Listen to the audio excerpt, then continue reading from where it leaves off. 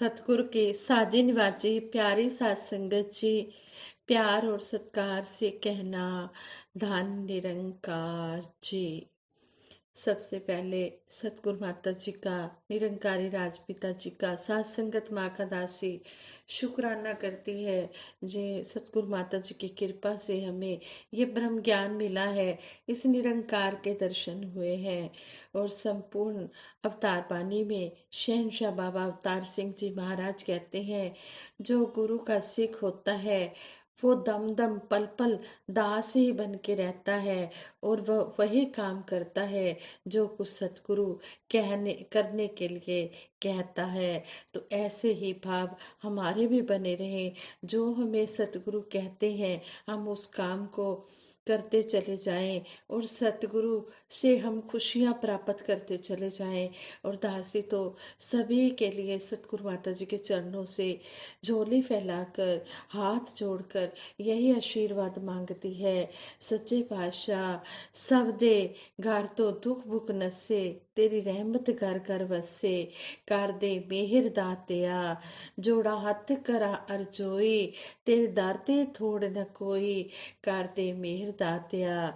सच्चे पातशाह आप जी सबको इतनी खुशियां देना, किसी को कोई भी कमी ना रहे, सबके घर में खुशियां खेड़े हो, रहमत की बरसाते हो, किसी प्रकार की भी कोई कमी ना रहे। सबको इतने सुख देना सच्चे पातशाह, सबकी झोलियां इतनी खुशियों से भरना कि किसी को भी कोई कमी ना रहे, कोई दुख ना रहे, सभी खुशियों से भरपूर होते हुए अपना ये जीवन व्यतीत करें, यही हाथ जोड़कर अरदास है।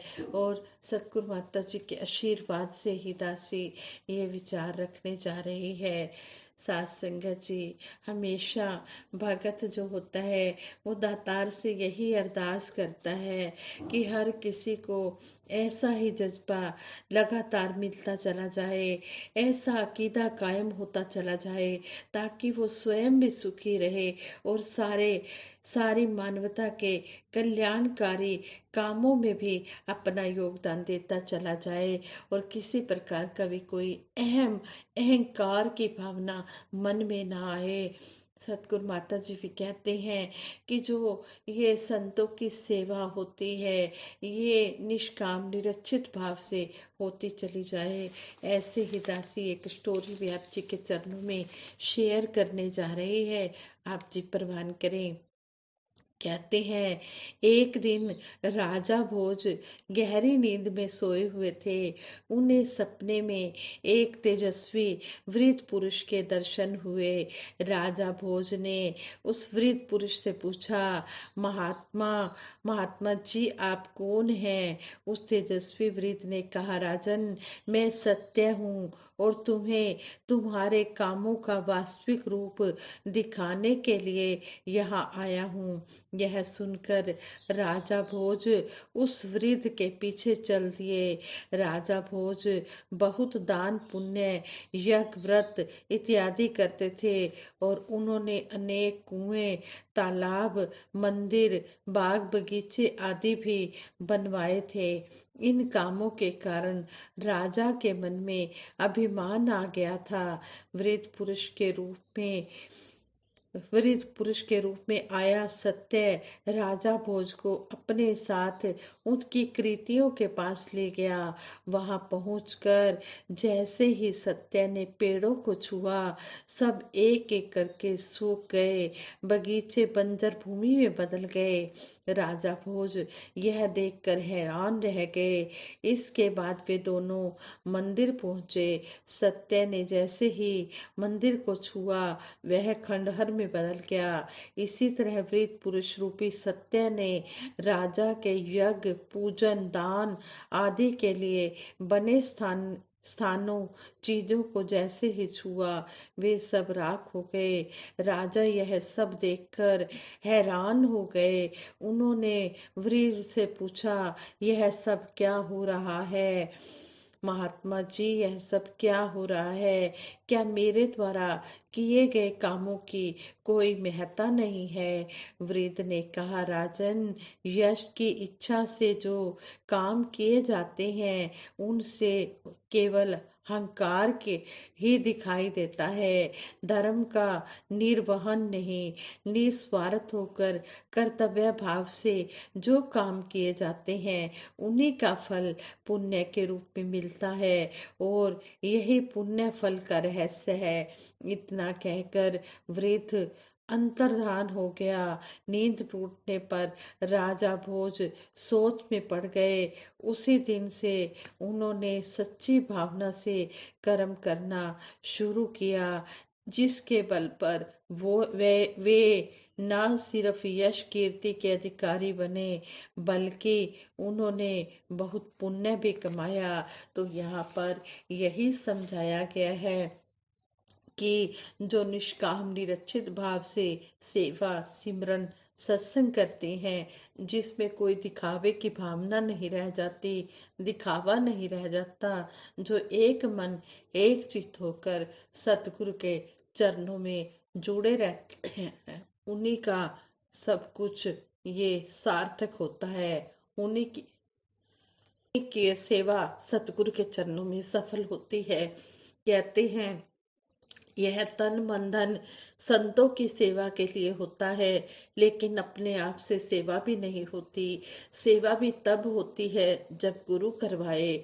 कभी भी ऐसे काम मत करो जिससे किसी को हानि पहुंचे। ये बातें हमें युग पुरुष शहंशाह बाबा अवतार सिंह जी महाराज कह रहे हैं, समझा रहे हैं कि कभी भी ऐसे काम मत करो जिससे किसी को नुकसान पहुंचे। इंसानों वाले कर्म करो, हर एक के साथ भलाई करने की कोशिश करो। ऐसे काम करो जिससे किसी का नुकसान ना हो, बल्कि दूसरों को लाभ पहुंचे। जो तन मन धन से संतों की सेवा करते हैं उनका जीवन सफल हो जाता है। जो तन मन धन से संतों की सेवा नहीं करते उसकी सभी वस्तुएं निष्फल हो जाती हैं। इसलिए सबसे प्यार करना है, सबका सत्कार करना है, भूलकर भी किसी भी महापुरुष की निंदा नहीं करनी, और न ही किसी से ईर्ष्या रखनी है। सदा निरंकार का ध्यान करते हुए संत जनों की संगत में रहना है। जो निरंकार से नहीं डरते उन पर सभी बुराइयां हावी हो जाती हैं। इसलिए प्रेम और सत्कार पूर्वक संत जनों की सेवा करो। निरंकार को अंग संग जानकर हृदय से अरदास करो, इससे आपके सारे काम पूर्ण होंगे। शहंशाह बाबा अवतार सिंह जी महाराज ने इस तरह हमें इतना सुंदर समझाया है, और यही कहा है कि हमने अपना जो जीवन है वो सुंदर ही बिताते चले जाना है। साथ संगत जी, सच्चे गुरसिख की यही पहचान होती है कि वह मन बुद्धि से एक होकर केवल इस सृष्टि के रचनहार निरंकार को ही अपना सब कुछ मानता है, और अपने हृदय में और संसारिक सहारे की कोई अहमियत नहीं समझता।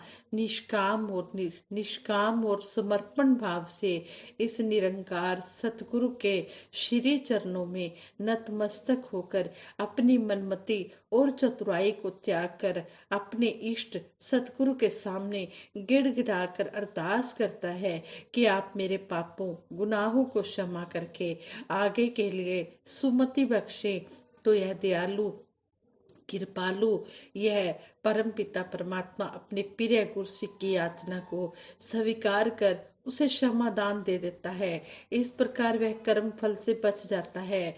चूंकि कर्म पाप का हो या पुण्य का, किसी न किसी योनि में आकर उसका फल तो भोगना ही पड़ता है। सतगुरु समर्थ होता है, और इस आवागमन से छुटकारा सतगुरु ही दिला सकता है। भगत के लिए कौन सी वस्तु लाभदायक है और कौन सी वस्तु या काम उचित नहीं है, यह सतगुरु ही जानते हैं। सतगुरु अंतर्यामी होता है, उन्हें पता होता है कि मेरा भगत केवल मेरे सहारे ही जीवन जी रहा है, उसका प्रत्येक क्षण भक्ति में लग रहा है। सतगुरु जानता है कि गुरसिख की आवश्यकताएं क्या हैं। बार बार सिमरन अरदास करने से निरंकार के ऊपर दृढ़ विश्वास और इसके सर्वशक्तिमान और पूर्ण समर्थ होने की अनुभूति होती है। भगत को धराधाम, धन, संतान, विद्वता व पद उपाधियों का मद और शारीरिक बल व लावण्य पर चित्त को नहीं भटकाना चाहिए, यानी कि अपने मन को नहीं भटकाना चाहिए। इसके लिए भगत को संयम की आवश्यकता होती है। इस तरह अपनी नजर जो है, अपने जो मन को है, अपने मन को वास्तविक लक्ष्य पर फोकस रख पाना गुरु की कृपा से ही संभव है। वरना तो कहते हैं यह मन बड़ा चंचल है, इसे कैसे मैं समझाऊं, अगर समझाऊं भी तो फिर ये भी मचलता जाता है, फिर भी ये चंचल है, इधर उधर भागता रहता है। लेकिन सतगुरु की कृपा से ही ये मन काबू में आता है। तो यहाँ पर भी यही समझाया है कि कैसी भी परिस्थिति हो, उससे विचलित ना होकर मन की शांति व शाश्वत आनंद से कभी भी हमने मतलब दूर नहीं होना है। कैसी भी परिस्थिति हो, हमने इस निरंकार पर अपना ध्यान टिकाते हुए, इसका सिमरन करते हुए हमने उस परिस्थिति से बाहर निकलना है। संत संसार में रहकर भी संसार से न्यारे होते हैं। एक सतगुरु, दूसरा निरंकार परमात्मा। ये सतगुरु और निरंकार में कोई भेद नहीं है, ये दोनों एक ही हैं। सतगुरु साकार रूप में इस धरती पर मानव रूपी चोला लेकर प्रकट हुआ है, और ये निरंकार और सतगुरु दोनों एक ही हैं।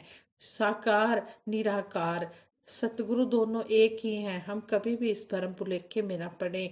हमें हमेशा यही याद रखना है कि हमेशा कायम दायम रहने वाला अजर अमर अविनाशी ईश्वर ही सत्य है। जब मानव निरंकार दातार की शरण में रहता है, तब उसका मन संसारिक पदार्थों को उपयोग में लाने का रहस्य जान पाता है, और फिर इस जगत में उसे किसी तरह की अशांति नहीं रहती। जो भी उसका कर्म क्षेत्र होता है, निरंकार प्रभु द्वारा दिया गया काम समझकर और उसे गुरु सेवा मानकर वह संतुष्ट रहता है। गुरसिक अमीरी में रहे या गरीबी में, हर हाल में खुश रहता है और इस निरंकार का पल पल शुक्राना करता है। इसकी रजा में रहकर स्वयं को धन्य समझता है। इसलिए कहा है कि सिख गुरु दा दम दम पल पल दास ही बन के रहंदा है। ਉਹ ਕਾਰ कमावे गुरसिख जो कुछ सतगुरु कहता है।